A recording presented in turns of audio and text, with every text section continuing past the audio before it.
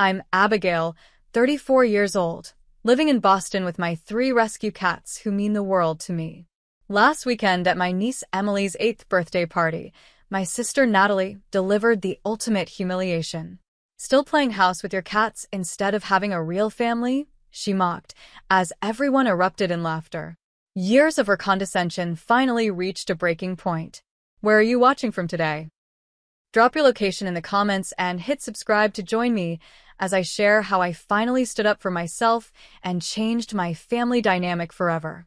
Growing up in suburban Massachusetts, my sister Natalie and I couldn't have been more different. 3 years my senior, Natalie was always the golden child, beautiful, popular, and following the traditional life path our parents had envisioned. She was homecoming queen, captain of the cheerleading squad, and seemed to navigate social situations with an effortlessness I could never understand. I was the quieter sister, more comfortable with books than parties. While Natalie went on countless dates and was crowned prom queen, I was earning academic scholarships and dreaming of becoming a veterinarian. I still remember my parents attending every single one of Natalie's cheerleading competitions, while they made it to perhaps 1 in 3 of my science fairs, even when I advanced to state finals. "Your sister is building important social connections," my mother would explain when I expressed disappointment. "Those skills will serve her well in finding a good husband and building a family." The unspoken implication was always clear. My academic pursuits were somehow less valuable than Natalie's social accomplishments. By the time we reached adulthood, our paths had diverged even further. Natalie married James, her college sweetheart, at 23. James came from old money, his family owning several car dealerships across New England. Their wedding was extravagant, a 300-guest affair at a historic mansion with no expense spared. My parents beamed with pride throughout the entire event, introducing Natalie to distant relatives as our daughter, who married into the Williamson family. Within 2 years, Natalie and James welcomed their son Tyler, followed by daughter Emily 3 years later. They purchased a 5-bedroom colonial in the most exclusive neighborhood in our hometown, a massive property with perfectly manicured lawns, a swimming pool, and a 3-car garage housing James' collection of luxury vehicles. Meanwhile, I was completing my veterinary residency, specializing in feline medicine. I worked 80-hour weeks, pulling overnight shifts at emergency clinics while completing my advanced training. I eventually settled into a cozy 2-bedroom apartment in Boston's Back Bay neighborhood, small by suburban standards but perfect for city living, with large windows overlooking a tree-lined street and walking distance to the specialty veterinary hospital where I now serve as head of feline medicine. My apartment might not be a sprawling suburban mansion, but it's filled with warmth and personality. Colorful artwork from local artists adorns the walls. Bookshelves overflow with veterinary journals and mystery novels, and yes, there are cat trees and toys integrated throughout the space. It's my sanctuary after long days saving animals' lives. My 3 cats each came to me through my work. Luna, a one-eyed tabby, was brought to our clinic as a kitten after being found in a dumpster with a severe infection that cost her an eye. After performing her surgery and nursing her back to health, I couldn't bear to put her up for adoption. Milo, my black and white tuxedo cat, was a former feral who needed 6 months of patient socialization before he would let anyone touch him. Now he's the first to greet visitors, though he remains wary of sudden movements. Whiskers, my senior orange tabby, came to me when his elderly owner passed away, and the family planned to euthanize him rather than deal with his manageable thyroid condition and arthritis. At 12 years old, he's now living his best life on prescribed medication and specialized care. Family gatherings have always been challenging. Last Christmas dinner, Natalie commented on my new haircut by saying, "It's nice you're finally putting some effort into your appearance. You might still find someone willing to settle down with you." When I mentioned being considered for a promotion, she responded with, "That's great you have your little cat doctor job to keep you busy while you wait for real life to begin." At our mother's 60th birthday celebration, Natalie cornered me by the punch bowl. Mom's hinting she wants more grandchildren while she's still young enough to enjoy them. "Too bad you're so focused on your career." When I mentioned I was perfectly fulfilled without children, she laughed and said, "You'll change your mind when your biological clock starts ticking louder than your cat's purring." The family reunion last summer was particularly difficult. Distant relatives I hadn't seen in years kept asking when I would follow in Natalie's footsteps and settle down. My cousin's new wife asked if I was still single or finally dating someone serious. Through it all, Natalie stood by with a smug smile, occasionally adding helpful comments like, "Abby's married to her job and her cats. We've accepted she's just different." Through all these encounters, I've maintained my composure. I smile politely, change the subject, or sometimes just walk away. I've prioritized family harmony over my own dignity, telling myself that confrontation wouldn't change anything. My parents have always subtly reinforced Natalie's perspective with comments about how they hope I'll find the right man soon, or how fulfilling grandchildren are. I've built a life I'm proud of, saving animals daily, mentoring younger veterinarians, publishing research in respected journals. I have deep friendships, travel adventures, and the freedom to pursue my passions. Yet somehow, in the presence of my family, all these accomplishments seem to evaporate, leaving me feeling like the awkward, inadequate little sister again. The invitation to Emily's 8th birthday arrived via text from Natalie 3 weeks before the event. Princess theme. Saturday the 10th, 2 p.m. Emily wants you there. Gifts from the approved list only.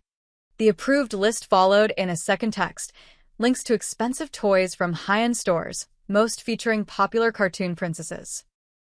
No books, no science kits, nothing educational, just plastic and pink. I spent hours searching for the perfect gift, wanting to honor Emily's interests while also nurturing her natural curiosity.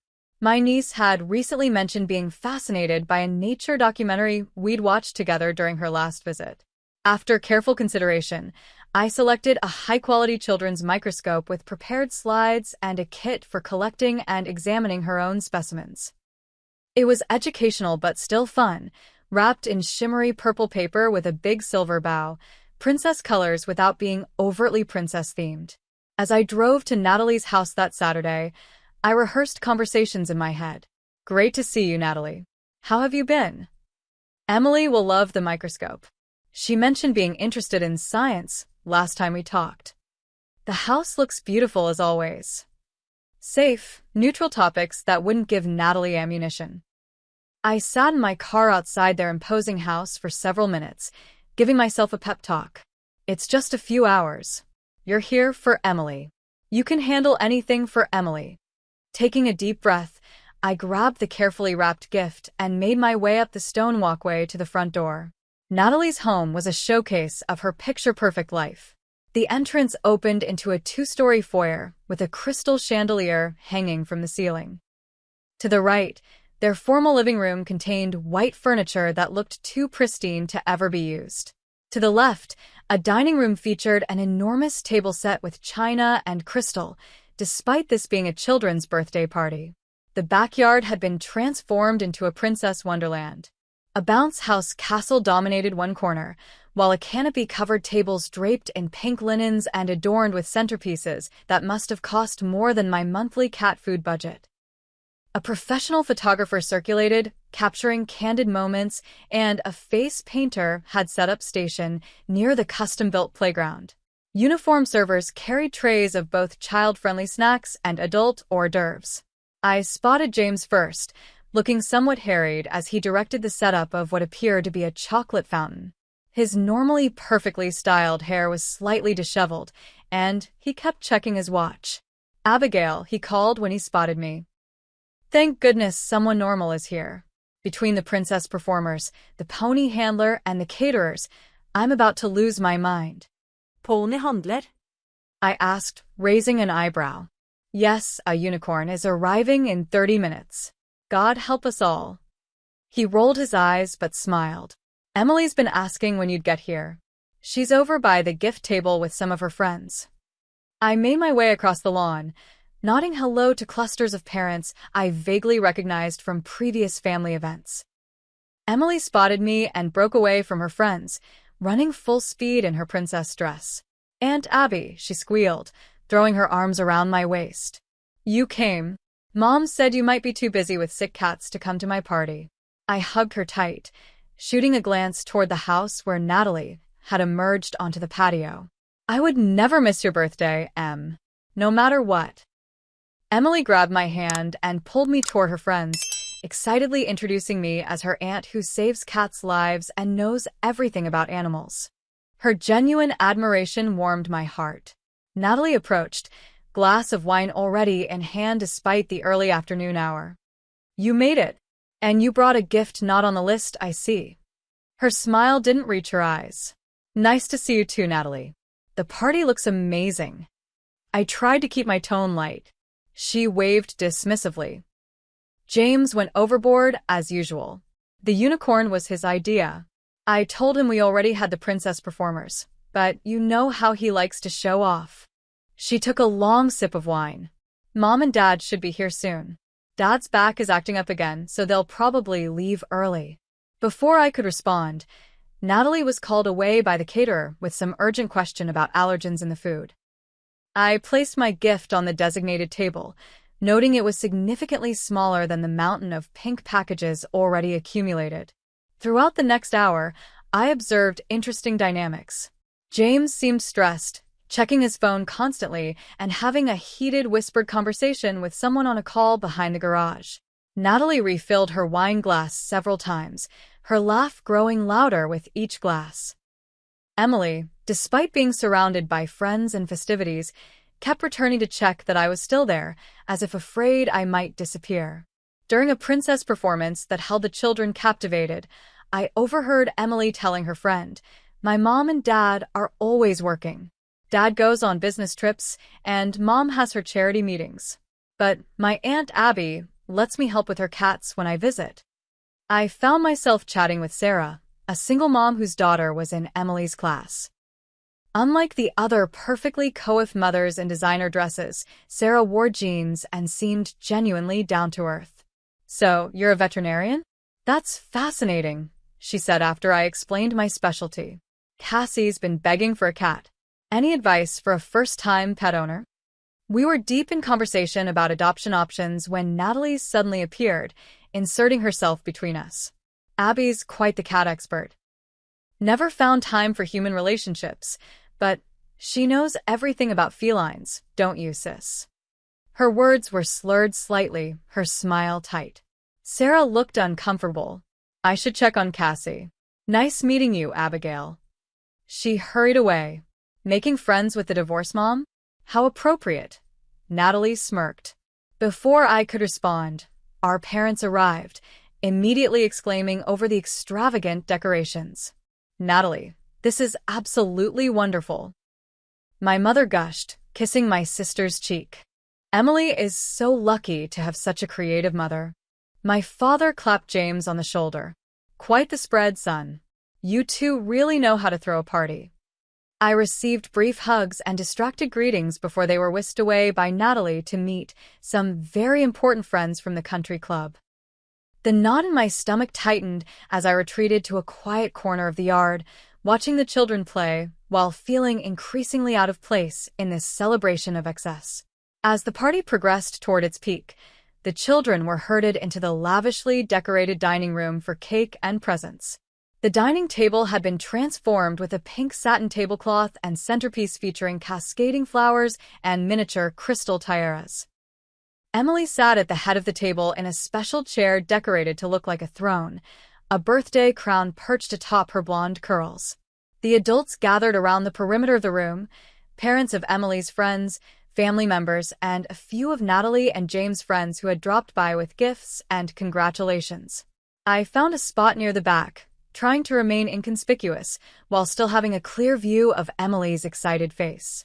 "Present time before cake," Natalie announced, clapping her hands to get everyone's attention. "Emily's sweetie, Daddy, and I thought you should open your special gifts from family first, then your friends' gifts afterward."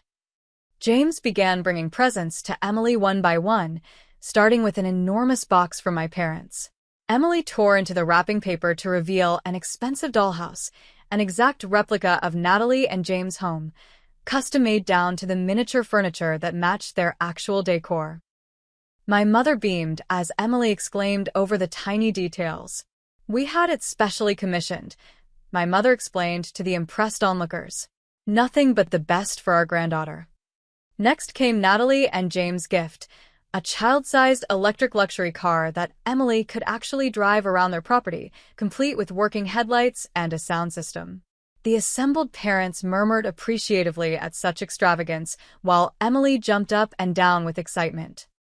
Several more family gifts followed, each more lavish than the last, until finally, James picked up my modestly sized purple package. "And this one is from your Aunt Abigail," he said, placing it in front of Emily. Emily carefully unwrapped the microscope set, her expression curious rather than immediately excited. As James helped her open the box and explained what it was, her eyes widened with genuine interest. "A real microscope?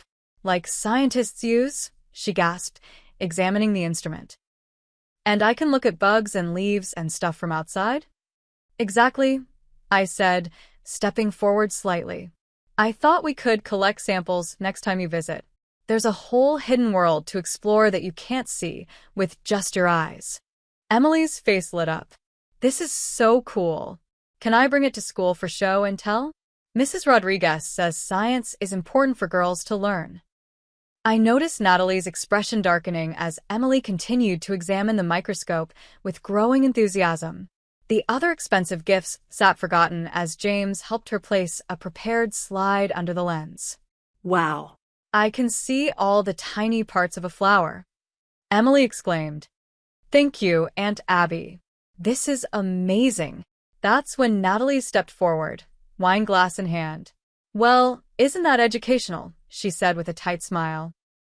"Trust Aunt Abby to give the one gift that requires homework." A few parents chuckled uncomfortably.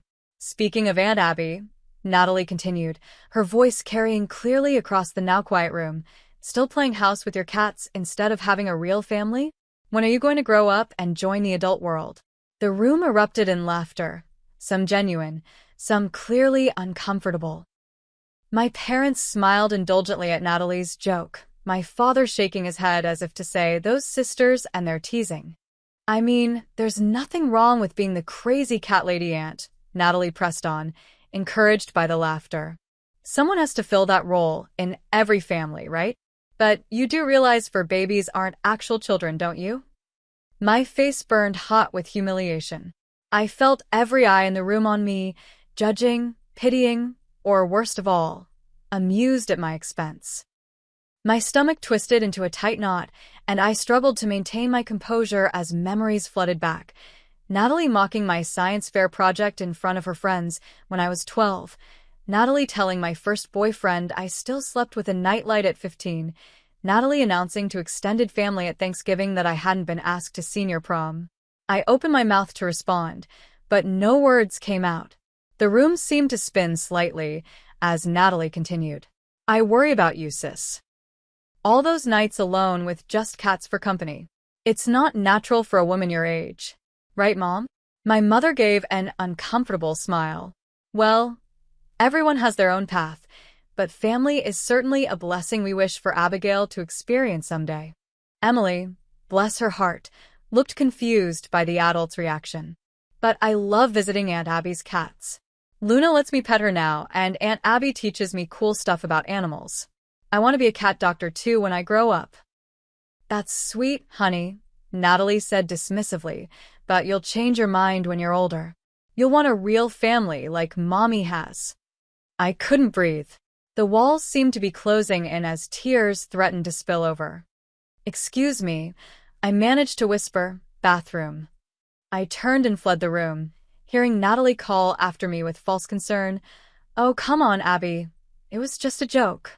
Don't be so sensitive."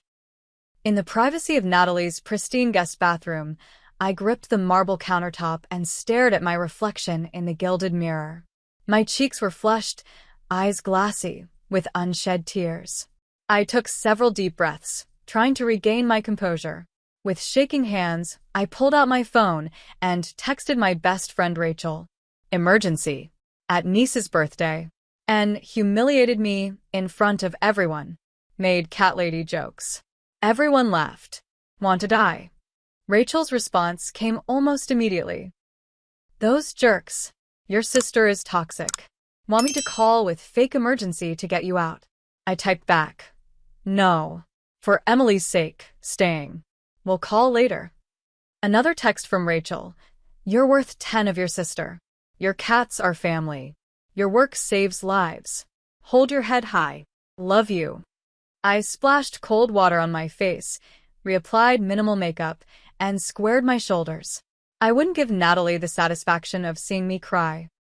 For Emily's sake, I would endure the remaining hour of this party with dignity. When I returned to the dining room, cake was being served.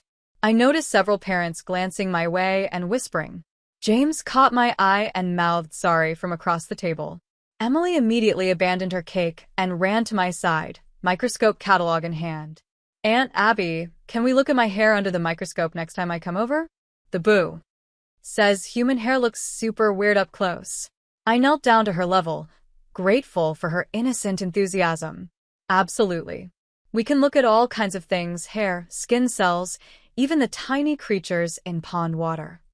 Emily stayed by my side for the remainder of the party, excitedly showing me the microscope accessories and asking questions about what different specimens might look like. Her loyalty was a small balm to my wounded spirit, though I could feel Natalie's disapproving gaze following us around the room. The drive home from Natalie's house was a blur. Once safely inside my car, the tears I'd been holding back all afternoon flowed freely. I sat in the parking lot of a grocery store for 20 minutes, sobbing until my chest hurt and my eyes burned. Every laugh, every pitying glance, every whisper played on repeat in my mind. Still playing house with your cats instead of having a real family? The question cut deep because it attacked not just my life choices, but my very concept of family. My 3 cats weren't substitutes for children. They were living beings I had saved, who brought joy and companionship to my life. Yet Natalie had reduced this relationship to something pathetic and worthy of mockery, and worse, everyone seemed to agree with her. As I finally composed myself enough to drive, the late afternoon sun cast long shadows across the road. The familiar route home seemed longer than usual, each mile giving me too much time to replay the humiliation and question my reactions. Should I have stood up for myself immediately? Made a joke to deflect? Left the party entirely? When I finally reached my apartment building, the security guard in the lobby gave me a concerned look. Rough day, Dr. Blake? He asked kindly. You could say that, Marcus. I managed a weak smile. Family stuff. Well, those 3 fur balls of yours will make it better. They always do. He nodded toward the elevator with understanding. The moment I opened my apartment door, my cats sensed something was wrong. Luna, usually the most reserved, came trotting over immediately, her one eye focused intently on my face. Milo appeared from the bedroom, his usual caution forgotten as he wound himself around my ankles. Even old Whiskers lifted his head from his favorite cushion and gave a questioning MRRP? I sank to the floor in the entryway, still in my coat, as Luna headbutted my chin and Milo sniffed my tear-stained cheeks. Whiskers made the effort to hobble over, settling his arthritic body against my leg with a comforting purr. Their unconditional acceptance broke something open inside me, and I cried again, not from humiliation this time, but from the stark contrast between their love and my family's judgment. After a shower and change into comfortable clothes, I heated some leftover soup and curled up on the couch, cats arranged around me like furry guardians. I called Rachel as promised. I've been waiting by the phone, she answered immediately. Give me every excruciating detail so I can properly hate your sister. For the next hour, I recounted the entire party, from Natalie's initial coolness to the final humiliation. Rachel listened without interrupting, occasionally making sounds of outrage. That's emotional abuse, Abby, she said when I finished. The way she deliberately set you up for public humiliation, the way your parents enable it, it's not normal sibling rivalry. It's toxic. But she's my sister, I said weakly. And I love Emily and Tyler. If I confront her, I might lose my relationship with them. You already have a limited relationship because you're walking on eggshells, Rachel pointed out. And what message does it send Emily if she sees her mom repeatedly disrespect you while you just take it? That's not the strong, independent aunt she admires. Rachel's words hit home. What example was I setting for my niece? That women should silently accept disrespect to keep peace in the family? I think it's time to establish some boundaries, Rachel continued. You don't have to cut them off, but you can make it clear certain behaviors are unacceptable. You're successful, accomplished, and living a life many would envy. Stop letting them make you feel like the failure. After we hung up, I couldn't sleep. I paced my apartment, cats following curiously from room to room.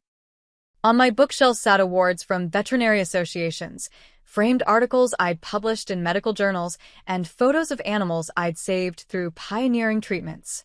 My refrigerator displayed a drawing Emily had made of me in a superhero cape, saving all the kitties. Why did I allow my family to make me feel less than when, by any objective measure, my life was fulfilling and successful?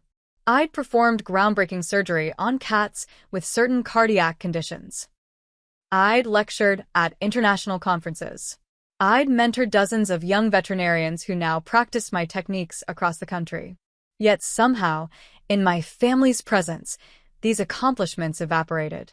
All that remained was their narrow definition of female success: marriage and children. I thought about societal pressures on women and how different but equally valid life paths were constantly compared and ranked. My colleagues with children struggled with guilt about time away from their kids, while simultaneously feeling judged if they didn't advance their careers at the same pace as those without children. Single women like me faced constant questioning about our relationship status, as though personal fulfillment could only come through partnership. Had I internalized some of this judgment?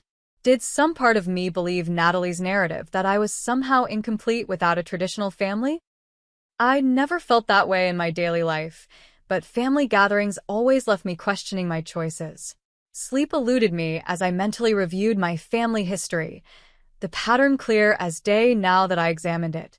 Natalie had always been validated for her social achievements, while my academic and professional accomplishments were treated as consolation prizes for not being as pretty or popular. My parents consistently took her side in conflicts, praising her conventional choices while expressing concern about my focus on education and career. As dawn broke, I sat by my living room window watching Luna track a bird outside. Milo slept curled against my leg, while Whiskers dozed in a patch of early morning sunlight.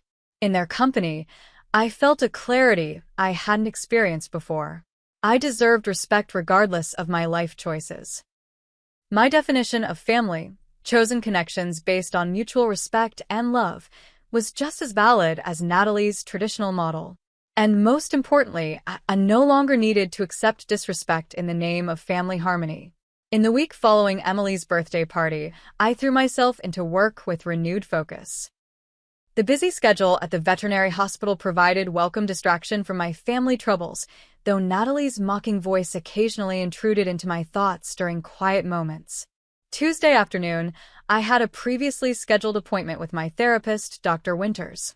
We'd been working together for about 6 months, initially to address work-related stress, but our sessions had increasingly touched on my family dynamics. So your sister publicly humiliated you, your parents tacitly approved by their silence, and you're questioning whether you have the right to be upset?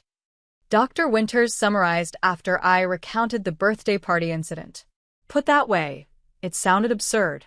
When you phrase it like that, how would you advise a friend in this situation? She asked. I'd tell them they deserve better treatment and should establish boundaries, I admitted. Yet you hesitate to do the same for yourself. Why is that? I considered the question carefully. I think I'm afraid of losing what little connection I have with my niece and nephew. And maybe some part of me still craves my parents' approval, even though I'm 34 years old. Dr. Winters nodded. Those are valid concerns. But consider this. What kind of relationship can you truly have when it's built on a foundation of disrespect? And what message does your silence send to Emily about how women should allow themselves to be treated? We spent the remainder of the session discussing healthy boundary setting and assertiveness techniques. Dr. Winters suggested researching family dynamics and recommended several books about toxic family relationships and adult sibling conflicts. That evening, I ordered the recommended books and spent hours reading articles about family systems and the roles we adopt in childhood that often persist into adulthood. The golden child and scapegoat dynamic between Natalie and me was textbook, according to several psychology websites. Thursday evening, my phone rang with an unexpected caller, Emily. My heart raced as I answered, worried something might be wrong. Aunt Abby. Her small voice came through the speaker. Mom said I could call you for 5 minutes before bedtime. Emily. What a wonderful surprise. How are you, sweetheart? I miss you. When can I come see the cats again? I want to use my microscope to look at their fur. I've been practicing with stuff from our yard. My heart swelled at her enthusiasm. That sounds wonderful. I'll talk to your mom about setting up a visit soon. I use my microscope every day, she continued excitedly. Dad helped me look at salt crystals last night. They're squares. Did you know that? I did. Isn't it amazing how nature creates such perfect shapes? Emily's voice dropped to a whisper. Mom and Dad are fighting again. Dad sleeps in the guest room sometimes. I don't think they know I notice. My chest tightened. I'm sorry to hear that, Em. Grown-ups sometimes have disagreements, but that doesn't mean they don't love you very much. Mom gets really mad when Dad misses dinner for work. She throws things sometimes. Emily's matter-of-fact tone broke my heart. I wish I could come live with you and the cats when they fight. Before I could formulate a response, I heard Natalie's voice in the background. Time's up, Emily. Say goodbye. I have to go. Love you, Aunt Abby. Tell Luna and Milo and Whiskers I said hi. The call ended, leaving me troubled. Natalie and James' marriage clearly wasn't the perfect union they portrayed publicly. And Emily was caught in the middle, noticing far more than her parents realized. Friday morning brought another surprise. A text from James. Can we meet for coffee? Need to talk. Don't tell Natalie. We arranged to meet at a cafe halfway between my workplace and his office. James arrived looking uncharacteristically disheveled, his normally perfect hair unstyled and dark circles under his eyes. Thanks for meeting me, he said, fidgeting with his coffee cup. I wanted to apologize for Natalie's behavior at the party. It was completely inappropriate. I appreciate that, I said cautiously, uncertain of his motives. James sighed heavily. Things aren't good at home, Abigail. Haven't been for a while. Natalie's drinking has increased, and she's become bitter, lashing out. You got the public version, but trust me, I get the private one daily. I'm sorry to hear that, I said, genuinely meaning it despite my complicated feelings toward my sister. Emily mentioned some tension. James looked alarmed. She's noticed? We've been trying to shield the kids. Children are perceptive. They pick up on more than we realize. He nodded miserably. My business is struggling. The economy's hit luxury car sales hard. We're not in financial trouble yet, but we've had to cut back on some expenses. Natalie hasn't adjusted well to the idea of budgeting. This explained the excessive party. Natalie desperately maintaining appearances. I've always admired you, you know, James continued, surprising me. Your independence, your clear sense of purpose. Natalie wanted that once. She was going to study interior design before we got serious. Sometimes I wonder if her resentment toward you stems from the path not taken. That doesn't excuse her behavior, I said firmly. No, it doesn't, he agreed. I just wanted you to know it's not really about you. It's her own insecurities. And I wanted to make sure you still feel comfortable visiting Emily. She adores you. As our coffee meeting ended, James looked slightly relieved, having unburdened himself. I felt a new complexity added to my understanding of the situation. Natalie wasn't just a one-dimensional villain, but a troubled woman possibly regretting her own choices. Saturday morning, a text arrived from my mother. Family dinner tomorrow night at our house. Your father misses you. No excuses this time. 6 p.m. sharp. The timing seemed suspicious after James' confession. Had he mentioned our meeting to Natalie? Was this dinner a peace offering or another opportunity for humiliation? I brought the dilemma to my Monday lunch with Dr. Patricia Lawson, the senior veterinarian who had mentored me throughout my career. At 62, Patricia had navigated a successful career while dealing with her own difficult family dynamics. "Your mother's ignoring the elephant in the room," Patricia observed after hearing about the birthday incident and subsequent dinner invitation. Classic conflict avoidance. "Should I go?" I asked, picking at my salad. "Only if you're prepared to set boundaries," she replied firmly. I faced something similar with my brother years ago. He constantly belittled my choice to focus on my career instead of having children. "What did you do?" I finally told him, "I respect your life choices even though they're different from mine.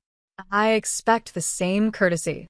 Then I walked out of Christmas dinner when he made another snide comment. She smiled at the memory. He called me 2 weeks later to apologize. We've had a respectful relationship ever since. Patricia placed her hand over mine.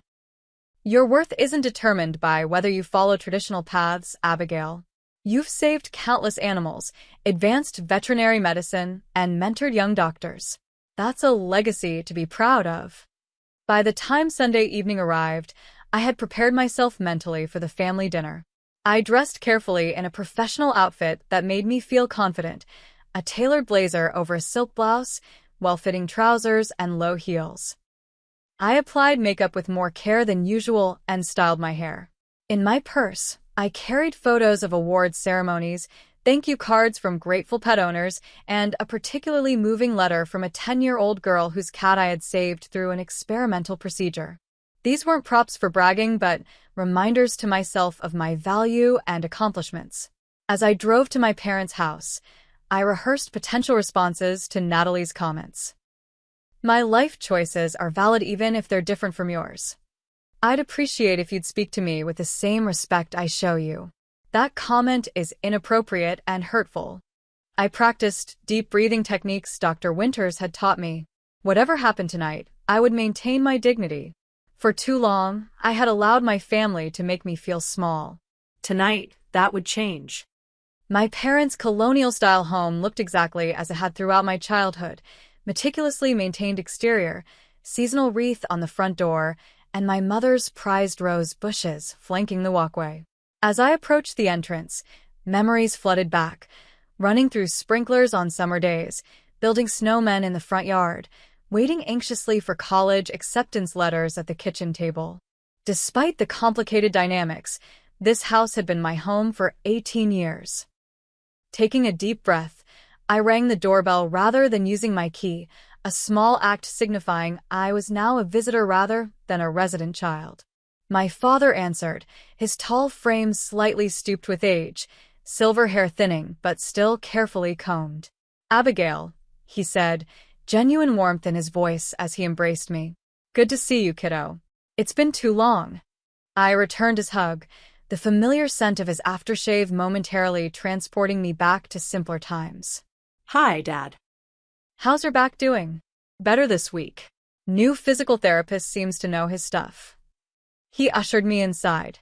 "Everyone's in the living room. Your mother made pot roast your favorite." The living room fell silent as I entered. My mother rose from her armchair, smoothing her dress nervously. "Abigail, dear. So glad you could make it." Her hug was brief, perfunctory. Natalie and James sat on the sofa, Emily between them looking bored while Tyler played a handheld game in the corner. The seating arrangement struck me as deliberately staged, the perfect family unit on display. "Hello, everyone," I said, my voice steadier than I expected. Emily jumped up immediately. "Aunt Abby, I brought my microscope notes to show you." She rushed over, clutching a small notebook decorated with science stickers. "Emily, let your aunt get settled first," Natalie admonished, her tone artificially sweet. She looked tense, wine glass already in hand. "Nice of you to join us, Abby. No emergencies at the cat hospital tonight." And there it was, the first dig, barely 5 seconds into my arrival. In the past, I would have smiled awkwardly and let it slide. Tonight, I met her gaze directly. The specialty veterinary hospital where I serve as department head has excellent coverage systems. My team is quite capable. My voice remained pleasant but firm. I turned my attention to Emily. I'd love to see your notes, sweetheart. Why don't you show me while Grandma finishes dinner? As Emily excitedly showed me her detailed drawings of salt crystals, pollen grains, and cat hair, James had indeed procured a sample from their neighbor's pet. I noticed my family exchanging glances at my unusually confident demeanor. Dinner began pleasantly enough, with my father discussing his golf game and my mother detailing her garden club's latest project. James contributed occasional comments about business, while Natalie remained uncharacteristically quiet, refilling her wine glass twice before the main course was served. "Abigail, how is work?" my mother eventually asked, her tone suggesting she was fulfilling an obligation rather than expressing genuine interest. "Very fulfilling, actually," I replied. "I've been developing a new surgical technique for cats with certain heart conditions. The journal article I wrote about it is being published next month." "That's nice, dear," my mother said vaguely. "Natalie, tell Abby about the charity gala you're chairing." I noticed the pattern immediately, deflecting from my professional accomplishment to highlight Natalie's social activities. It had happened countless times throughout our lives, but tonight it stood out in sharp relief.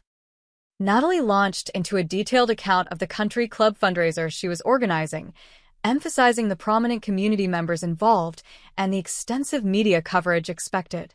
"It's for children's literacy," she concluded, "something truly important." Emily, who had been quiet during this exchange, suddenly perked up. "Aunt Abby does important things too. She showed me how she fixed Luna's eye when she was a kitten. She saved her life."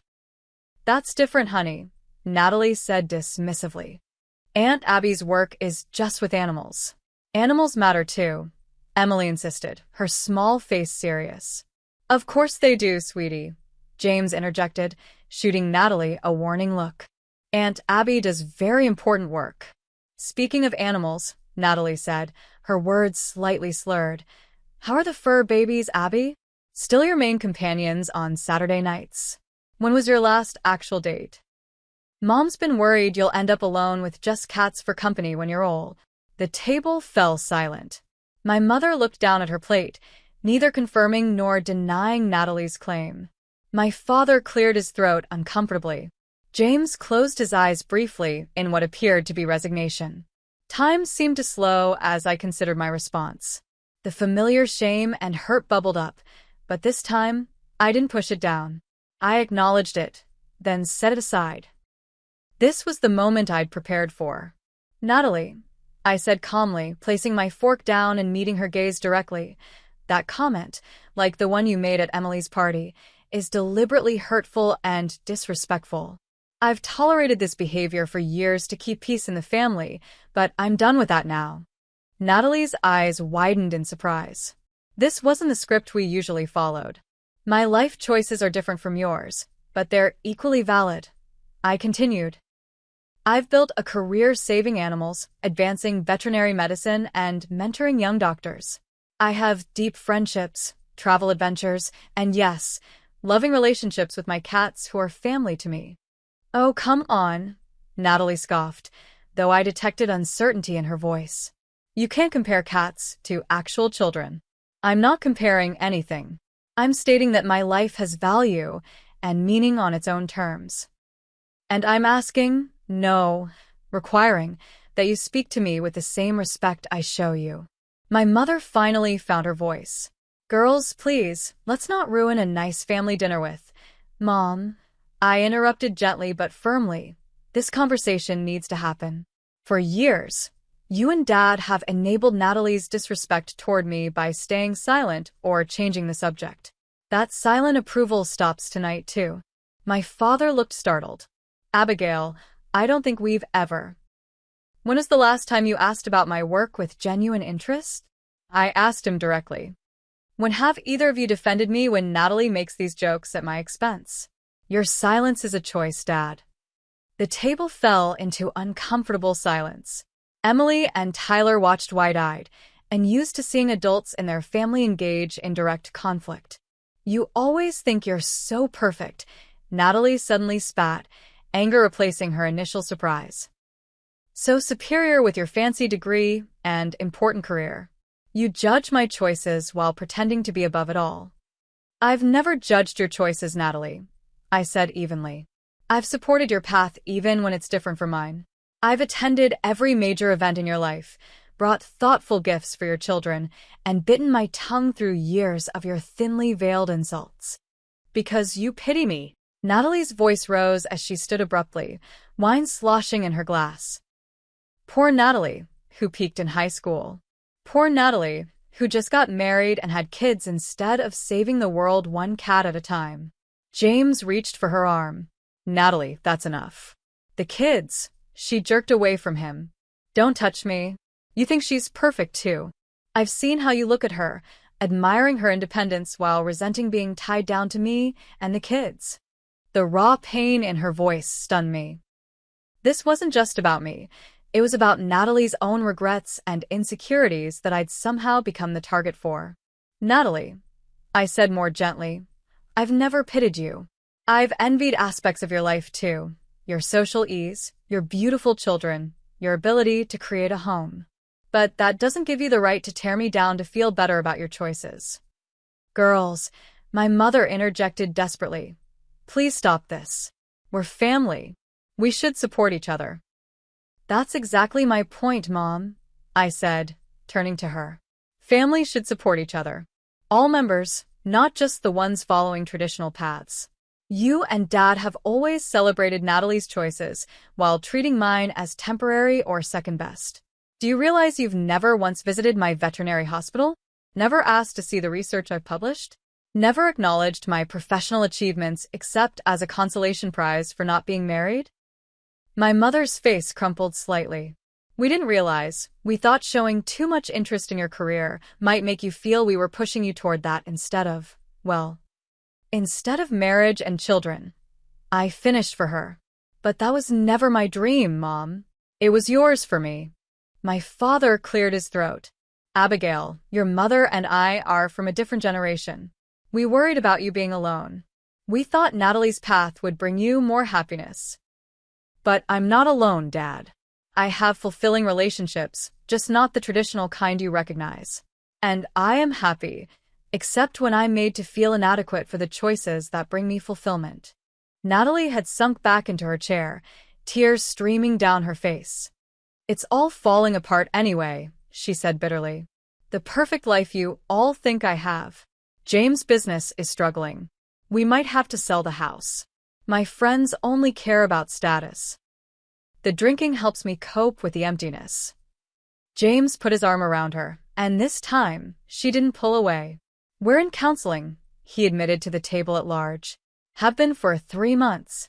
We're trying to work through things. My parents looked shocked at these revelations. The carefully maintained facade of Natalie's perfect life was crumbling before their eyes. I'm sorry you're going through that, I said sincerely to both Natalie and James. And I'm here to support you, as family should. But that support can't come at the expense of my dignity anymore. Emily, who had been watching this adult drama unfold with wide eyes, suddenly got up from her seat and came to stand by my chair. I want to be like Aunt Abby when I grow up, she announced to the silent table.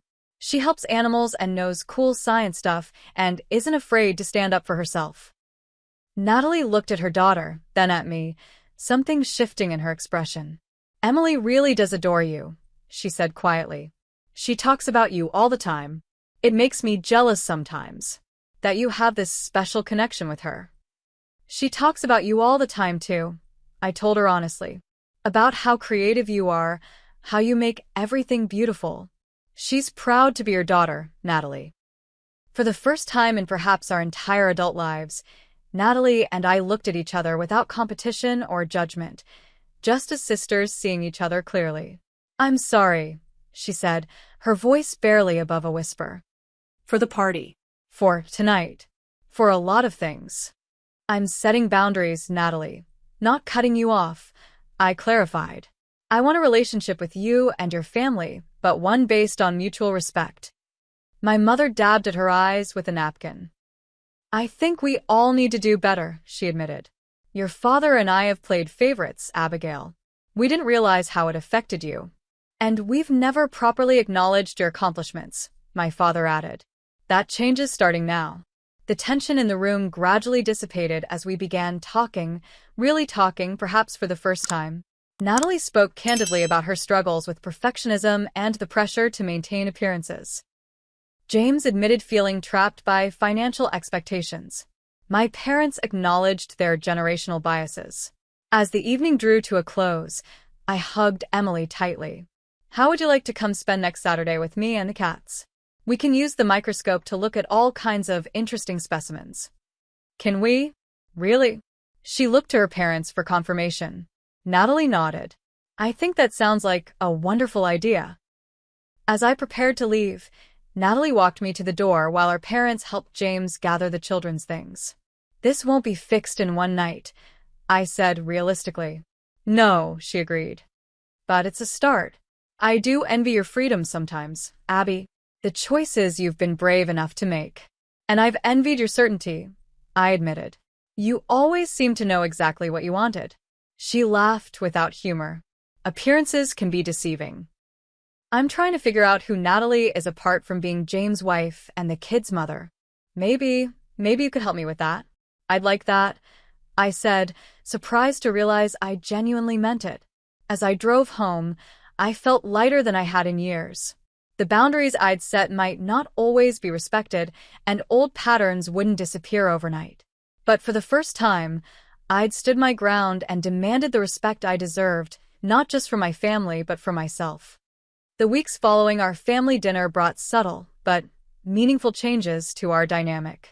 Initially, communication was somewhat awkward, text messages carefully worded, phone calls a bit stilted. We were all navigating unfamiliar territory after years of established patterns. Like a physical therapy patient relearning to walk, our family was developing new muscles and breaking old habits. My mother called the day after our confrontation, her voice hesitant. Abigail, I've been thinking about what you said. Your father and I would like to visit your hospital sometime, see where you work, if that's something you'd be comfortable with. This simple request, the expression of interest in my professional world, meant more than she could possibly know. We arranged for them to visit the following week, and I felt a nervous excitement I hadn't experienced around my parents in years. When they arrived at the veterinary hospital, I gave them a comprehensive tour, introducing them to my colleagues, showing them the state-of-the-art equipment, and explaining some of the groundbreaking procedures we performed. My father asked thoughtful questions about the business aspects of veterinary medicine, while my mother marveled at the specialized care we provided. I had no idea your work was so complex, she admitted as I showed them an MRI of a cat's brain tumor we had successfully removed. All these years, I've been picturing you just giving shots and prescribing flea medicine. This is impressive, Abigail, my father added, genuine pride in his voice as he observed the respect my staff clearly had for me. You've built something significant here. The highlight came when an emergency case arrived, a cat in respiratory distress that required immediate intervention. My parents watched from the observation area as I led my team through a delicate procedure, communicating with calm authority and skilled precision. Afterward, when the cat was stabilized and the grateful owner was thanking me through tears, I caught my parents exchanging a look of newfound understanding. You save lives, my mother said simply as we walked to the parking lot. Different lives than we might have imagined, but lives nonetheless. Emily, true to our arrangement, began regular video calls to share her microscope discoveries. Every Tuesday evening, she would excitedly connect to show me her latest specimens: blade of grass, butterfly wing, drop of pond water teeming with microorganisms.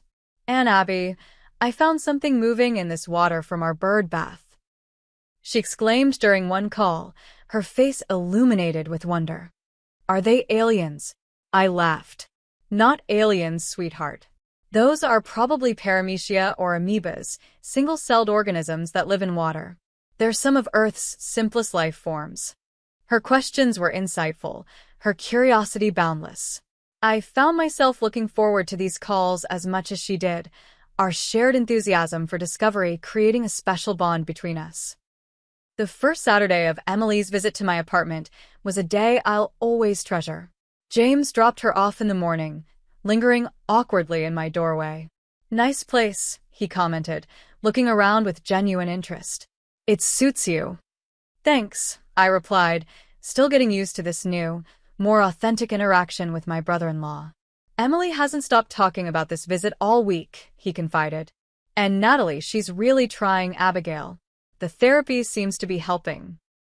She's cut back on the drinking." "I'm glad to hear that," I said sincerely. "How's the business doing?" He shrugged. "We're restructuring some things.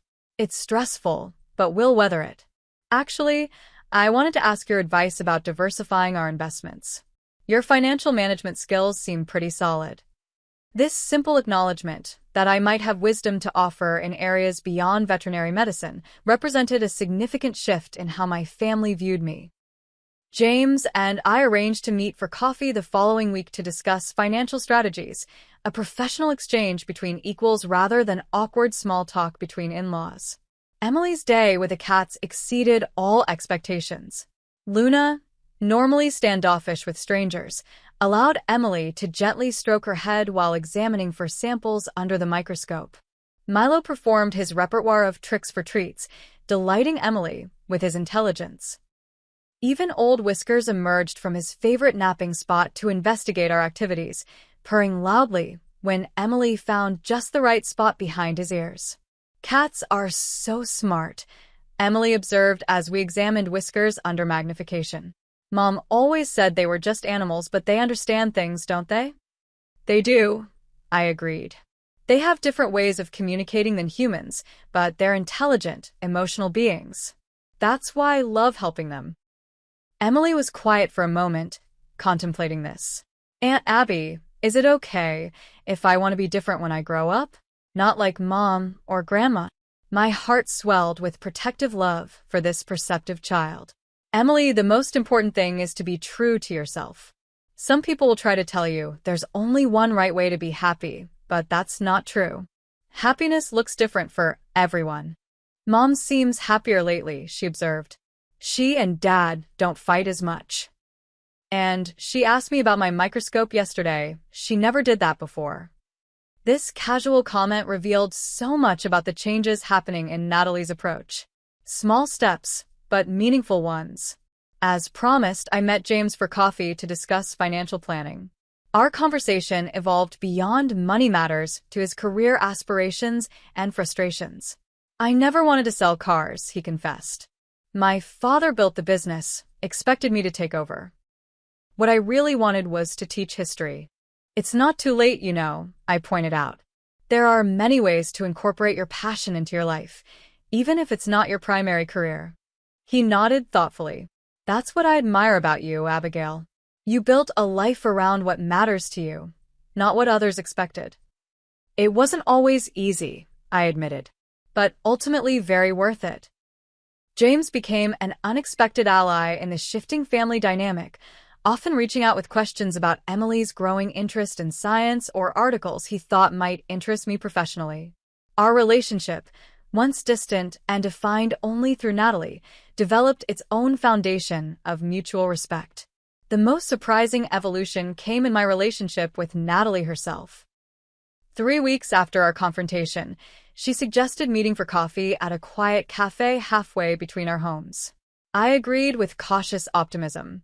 She arrived looking different, less perfectly coiffed, more natural. The designer handbag and status symbols were notably absent. She ordered herbal tea instead of her usual wine, even though alcohol was available. "This is hard for me," she began bluntly, admitting I was wrong, looking at my own insecurities. "My therapist says I've been projecting my dissatisfaction onto you for years." "That sounds about right," I said, appreciating her directness. "The thing is, Abby," she continued, "I made all the right choices according to our parents and society. Marriage, children, beautiful home, charity work. I checked all the boxes. And then I looked around and realized I'd lost myself somewhere along the way." "It's never too late to find yourself again," I offered. "That's what I'm trying to do." She stirred her tea absently. Watching you stand up for yourself at dinner, it made me realize how much I've compromised to meet others' expectations. I don't even know if I like hosting charity galas. I just do it because it's expected. What would you do if expectations weren't a factor? I asked. She looked surprised by the question. I don't know. That's the problem. I need to figure that out. She hesitated, then added, I've signed up for an interior design course. Online, just one evening a week. It's what I was interested in before everything.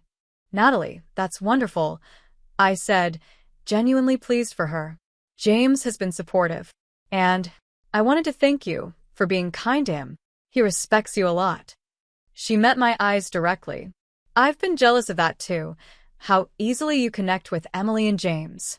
But I'm trying to see it differently now, as a blessing for them rather than a threat to me. These weren't magical transformations. Natalie still occasionally made thoughtless comments, old habits emerging in moments of stress. But now, she would catch herself, sometimes apologize, other times simply redirect. Baby steps toward authentic sisterhood. My parents, too, showed gradual changes. My father called to discuss an article about veterinary medicine he'd read in his medical journal. My mother sent a small package containing newspaper clippings of successful women in science with a note. Reminded me of you. So proud. Small gestures that would have seemed insignificant to outsiders, but represented seismic shifts in our family's patterns. The most profound changes, however, occurred within me. The confidence I discovered the night I stood my ground remained and grew stronger. I found myself speaking up more in professional settings, presenting my ideas with conviction, mentoring younger women veterinarians with emphasis on work-life balance, defined on their own terms. Social gatherings became less anxiety-inducing as I stopped measuring my worth through others' judgments. When questioned about my personal life, I responded with genuine contentment rather than defensive justifications. I'm fulfilled by my career, my relationships, and yes, my cats. My family looks different than some, but it's no less real or meaningful. 2 months after our confrontation, we gathered for my father's birthday dinner. The atmosphere was noticeably different, more relaxed, more authentic. Natalie had prepared a simple meal rather than an elaborate showcase. Emily proudly showed everyone the science award she'd won at school. Tyler demonstrated his new interest in drawing. James discussed the history lecture series he'd begun attending at the local university. My mother, helping me clear plates in the kitchen, paused suddenly. I want you to know, Abigail, that your father and I are truly proud of you. Not despite your choices, but because of them. You've had the courage to live authentically. I wish we had supported that more from the beginning. We can't change the past, Mom, I said gently. But we're creating a better future. When I returned home that evening to my apartment, my 3 cats greeted me with their usual rituals. Luna's dignified approach for head scratches, Milo's exuberant weaving between my ankles, Whisker's contented purr from his cushion. I sat on my couch, cats arranging themselves around me, and felt a profound sense of peace.